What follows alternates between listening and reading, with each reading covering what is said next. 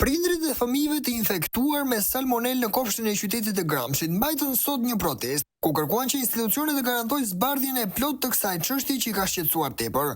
Teksa folën për mediat, prindrit treguan se fëmijët janë sëmurur që javën e shkuar dhe i kanë dërguar në spital të hënën e datës 19 maj.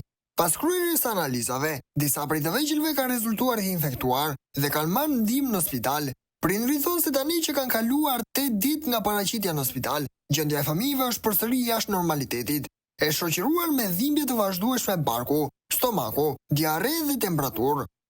Ata thonë se nuk ndihen të sigurt për të rikthyer fëmijët në kopsht, duke shprehur shqetësimin se një situatë e tillë mund të përsëritet.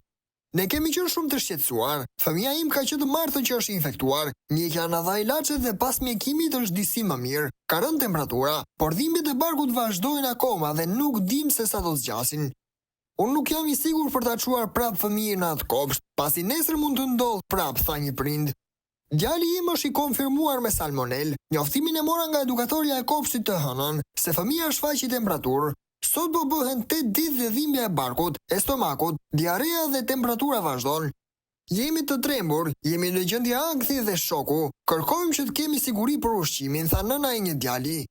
Na keni helmuar fëmijët, jepni përgjigje. Unë do i bëj thirrje prokurorisë. Në prokurorinë tonë është një djalë nga Gramshi. I bëj thirrje Kreshnik Ajazit. Ndiqe këtë çështje mos e lër. Çoje deri në fund, tha një prind tjetër.